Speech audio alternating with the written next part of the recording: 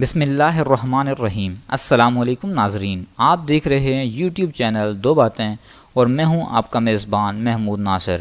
ناظرین گرامی، الحمدللہ ہمارے 22 پاروں کی سمری مکمل ہو چکی ہے اور آج ہم 23واں پارہ شروع کرتے ہیں۔ پارہ نمبر 23 میں سورہ یاسین کا بقیہ حصہ سورہ صافات، سورہ صاد اور سورۃ الزمر ہے۔ 22ویں پارے کے آخر میں ان انبیاء کا تذکرہ ہو چکا ہے جنہیں اللہ نے ایک بستی والوں کی ہدایت کے لیے بھیجا تھا، مگر وہ ہدایت کی راہ پر چلنے پر آمادہ نہ ہوئے۔ جب بستی والوں نے تینوں انبیاء کو جھٹلایا تو بستی والوں میں سے ایک شخص جس کا نام مفسرین نے حبیب النجار لکھا ہے، وہ دوڑتا ہوا آیا تاکہ انبیاء کو نقصان پہنچانے کی صورت میں اپنی قوم کو اللہ کے عذاب سے ڈرائے اور انہیں انبیاء کی اتباع کی تلقین کرے۔ جب اس نے انہیں سمجھایا اور سب کے سامنے اپنے ایمان کا اعلان کر دیا تو وہ سب اس پر پل پڑے اور انہوں نے اسے شہید کر دیا۔ شہادت کے بعد اسے جنت میں داخل ہونے کا شرف ملا جب اس نے اپنی آنکھوں سے اللہ کی ان نعمتوں کا مشاہدہ کر لیا جو اللہ نے اہل ایمان کے لیے تیار کی ہیں، تو بے ساختہ اس کی زبان سے نکلا، اے کاش میری قوم جان لیتی جو میرے رب نے میری مغفرت کر دی ہے اور مجھے اہل کرامت اور سعادت میں سے ٹھہرایا۔ حضرت ابن عباس رضی اللہ تعالیٰ عنہ فرماتے ہیں کہ وہ مومن شخص زندگی میں بھی اپنے قوم کا خیر خواہ رہا اور مرنے کے بعد بھی۔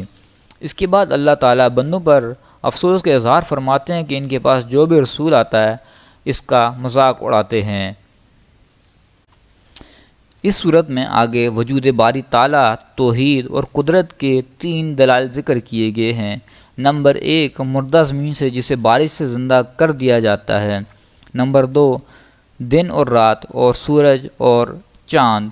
تیسری دلیل کشتیاں اور جہاز جو سمندر میں چلتے ہیں۔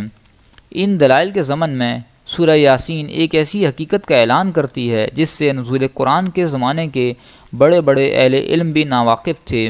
آیت نمبر 36 میں ارشاد ہوتا ہے، وہ اللہ پاک ہے جس نے زمین کو نباتات کے اور خود ان کی اور جن چیزوں کی ان کو خبر نہیں سب کے جوڑے بنائے ہیں۔ قدیم زمانے کے انسانوں کا خیال اور تحقیق یہ تھی کہ جوڑا جوڑا صرف انسان اور حیوان ہی ہوتے ہیں، جبکہ موجودہ دور کے سائنسدانوں نے طویل تحقیق اور مغز ماری کے بعد ثابت کیا کہ زوجیت جوڑا جوڑا نہ صرف انسانوں بلکہ نباتات، جمادات اور تمام کائنات میں پائے جاتے ہیں۔ اس کے بعد سورہ یاسین قیامت کی ہولناکیوں اور سور پھونکے جانے کا تذکرہ کرتی ہے۔ جس وقت پہلی بار سور پھونکا جائے گا، لوگ اپنے معمولات کی ادائیگی اور خرید و فروخت میں مشغول ہوں گے۔ سور اسرافیل کی آواز سن کر ان پر خوف اور گھبراہٹ کی کیفیت طاری ہو جائے گی۔ جب دوسری بار سور سے حی و قیوم کے سوا سب کو موت آ جائے گی اور کوئی زیرو زندہ نہیں رہے گا۔ جب تیسری بار سور پھونکا جائے گا تو سب قبروں میں سے جی اٹھیں گے اور حقیقی حاکم کے سامنے پیش ہو جائیں گے۔ وہاں کسی پر ظلم نہیں ہوگا۔ مومنین متقین کو جنت اور جنت کی نعمتوں سے نوازا جائے گا، جبکہ مجرم جو کہ دنیا میں صلح کے ساتھ ملے جلے رہتے تھے انہیں الگ کر دیا جائے گا۔ پھر ان کے منہ پر موڑ لگا دی جائے گی اور ان کے اعضاء ان کے خلاف گواہی دیں گے۔ چونکہ اس صورت میں زیادہ تر بحث بعث بعد الموت یعنی دوبارہ زندہ ہونے کے حوالے سے ہے، اس لیے اس کا اختتام بھی اسی پر ہو رہا ہے۔ فرمایا گیا، کیا وہ ذات جس نے آسمانوں اور زمین کو پیدا کیا وہ اس پر قادر نہیں کہ اس جیسے پیدا کر دے؟ کیوں نہیں وہی ہے جو خوب پیدا کرنے اور علم رکھنے والا ہے؟ اس کی شان یہ ہے کہ جب وہ کسی چیز کا ارادہ کرتا ہے تو اس سے فرما دیتا ہے کہ ہو جا تو وہ ہو جاتی ہے۔ یہاں سورہ یاسین مکمل ہوتی ہے۔ اس کے بعد سورہ صافات شروع ہوتی ہے۔ سورہ صافات مکی ہے۔ اس میں 172 آیات اور 5 رکوع ہیں۔ آیت نمبر 1 میں اللہ تعالیٰ صف باندھنے والوں کی قسم کھا رہے ہیں۔ صافات کے معنی ہیں صف باندھنے والے۔ صف باندھنے والوں سے مراد یا تو مجاہد ہیں جو میدان جنگ میں صف باندھ کر کھڑے ہوتے ہیں، یا نمازی یا فرشتے۔ اسی نسبت سے اس سورت کا نام سورۃ الصافات رکھا گیا ہے۔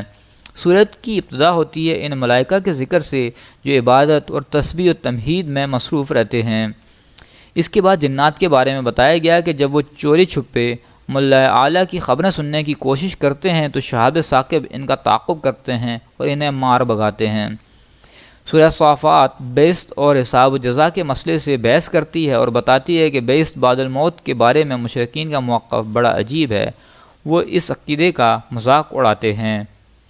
اس صورت میں انہیں بتایا گیا کہ جب حضرت اسرافیل تیسری بار سور پھونکیں گے تو سب انسان اپنی قبروں سے نکل کر کھڑے ہو جائیں گے۔ پھر وہ بڑی حسرت اور ندامت کے ساتھ کہیں گے، یہ ہے اعمال کی جزا کا دن جس کا ہم مذاق اڑایا کرتے تھے۔ پھر وہ انہیں دوزخ میں ڈال دیا جائے گا، وہاں آپس میں جھگڑیں گے اور ایک دوسرے کو اپنی گمراہی کا مورد الزام ٹھہرائیں گے۔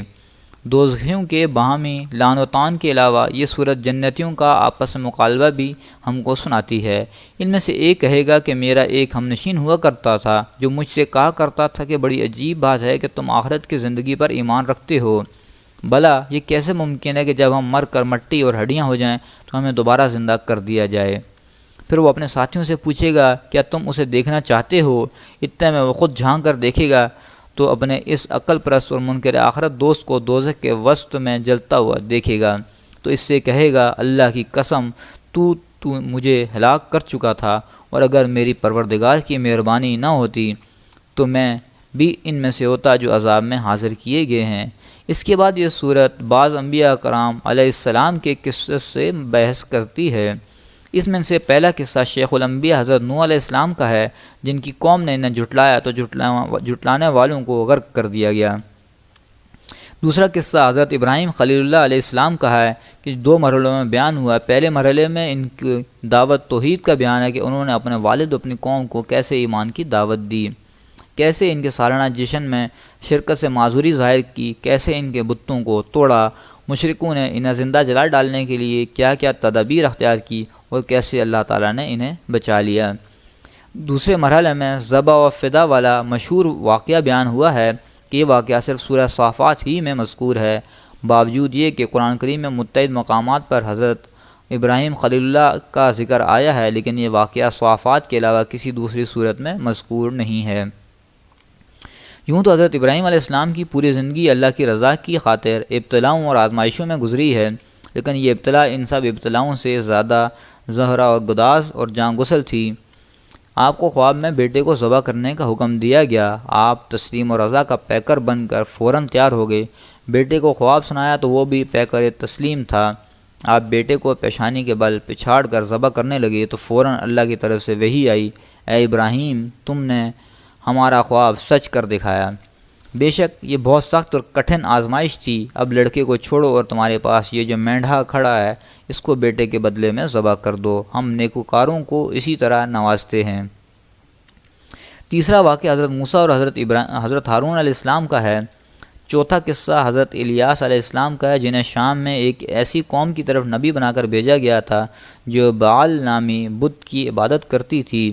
اس بت کے نام پر بالبک نامی ایک شہر آباد تھا جس کے آثار آج بھی دمشق کے مغرب میں ملتے ہیں۔ پانچواں قصہ حضرت خلیل علیہ السلام کے بھتیجے حضرت لوط علیہ السلام کا ہے، جنہیں اردن کے اطراف میں سدوم والوں کو اللہ کا پیغام پہنچانے کے لیے بھیجا گیا تھا، مگر وہ بدترین قسم کی شہوت پرستی اور کفر مبتلا ہو کر اندھے بہرے ہو چکے، پیغام ہدایت سننے کے لیے آمادہ نہ ہوئے اور بالآخر عبرتناک قسم کے عذاب کی لپیٹ میں آ کر رہے۔ چھٹا قصہ حضرت یونس علیہ السلام کا ہے، جنہیں مچھلی کے پیٹ میں بھی کچھ عرصہ رہنا پڑا اور جن کی قوم کو عذاب کے آثار دیکھ کر توبہ کا شرف حاصل ہوا۔ انبیاء کے ان قصص کے اختتام پر ارشاد ہوتا ہے، اور اپنے پیغام پہنچانے والے بندوں سے ہمارا وعدہ ہو چکا ہے کہ وہی غالب اور منصور ہیں اور ہمارا لشکر غالب آ کر رہے گا۔ سورت کے آخر میں آپ کو معاندین سے اعراض کرنے کا حکم ہے اور اللہ کی حمد و تسبیح کا بیان ہے۔ اس کے بعد سورۃ الصاد شروع ہوتی ہے۔ سورہ صاد مکی ہے، اس میں 88 آیات اور 5 رکوع ہیں۔ یہ سورت حرف صاد سے شروع ہوتی ہے، اسی وجہ سے اس سورت کا نام سورہ صاد رکھ دیا گیا ہے۔ سورت کی ابتدا میں اللہ تعالیٰ نے قرآن عظیم کی قسم کھائی ہے، اور یہ قسم یا تو قرآن کے معجزے ہونے پر ہے یا رسول اللہ صلی اللہ علیہ وسلم کی صداقت پر۔ اس سورت کے اہم مضامین کچھ اس طرح ہیں کہ اللہ کی وحدانیت اور اس کی عظمت کے تکوینی آثار کا ذکر کرتے ہوئے بتایا گیا کہ مشرکین تکبر، حماقت اور جہالت میں مبتلا ہیں، اور یہ کہ ہم نے مختلف شعبوں کے لیے مختلف خدا تجویز کر رکھے تھے، جبکہ اس نبی کا خیال ہے کہ تمام انسانوں اور موت و حیات کے پورے نظام کے لیے ایک اللہ ہی کافی ہے۔ کفار قریش کی احمقانہ اور جاہلانہ سوچ بتانے کے بعد سورہ صاد سابقہ کی متکبرین اور مشرکین کا انجام بتاتی ہے، جو جھوٹ اور سرکشی کی وجہ سے عذاب الہی کے مستحق ٹھہرے۔ گزشتہ قوموں کے متکبرین اور مکذبین کا انجام بتاتے ہوئے حضور اکرم صلی اللہ علیہ وسلم کو ایک طرف صبر کرنے کی تلقین ہے تو دوسری طرف حضرت داؤد علیہ السلام کو یاد کرنے کا حکم ہے، جنہیں اللہ تعالی نے ظاہری اور باطنی، دینی اور دنیاوی قوت سے نوازا تھا۔ وہ ایک دن روزہ رکھتے اور ایک دن افطار کرتے تھے، نصف شب سوتے اور نصف شب عبادت کرتے تھے، وسیع سلطنت کے بادشاہ بھی تھے اور جلیل القدر نبی بھی تھے۔ انہیں ذکر کرنے والا دل، شکر کرنے والی زبان اور سحر طاری کر دینے والی آواز عطا ہوئی تھی۔ وہ جب زبور کی تلاوت کرتے تو پرندے فضا میں رک جاتے تھے، اور جب حمد باری تعالیٰ میں رطب اللسان ہوتے تو پہاڑ بھی مصروف حمد ہو جاتے تھے۔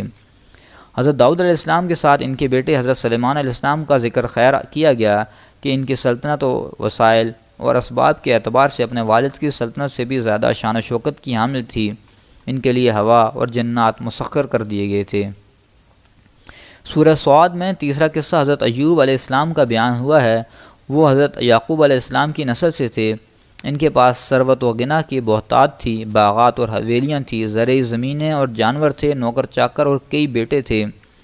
اللہ کی طرف سے آزمائش آئی جو سب کچھ جاتا رہا، اور مویشی اولاد ہلاک ہو گئی، باغات اجڑ گئے، حویلیاں زمین بوس ہو گئی، عزیز و اقارب نے تیور بدل لیے، ثروت و غنا کی جگہ فکر و فاقہ نے ڈیرے ڈال لیے، خود تکلیف دہ بیماری میں مبتلا ہو گئے۔ بعض تفاسیر میں یہ ابتلا 18 سال تک رہا، مگر حضرت ایوب علیہ السلام نے اپنی روش نہ بدلی اور صبر و شکر کا دامن ہاتھ سے نہ چھوڑا۔ بالآخر آزمائش کا دور ختم ہوا اور اللہ نے پہلے سے بھی زیادہ نواز دیا۔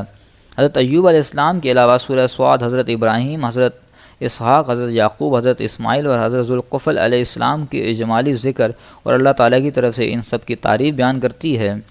آخر میں حضرت آدم علیہ السلام کا قصہ ابلیس کے ساتھ قدر تفصیل سے ذکر کیا گیا۔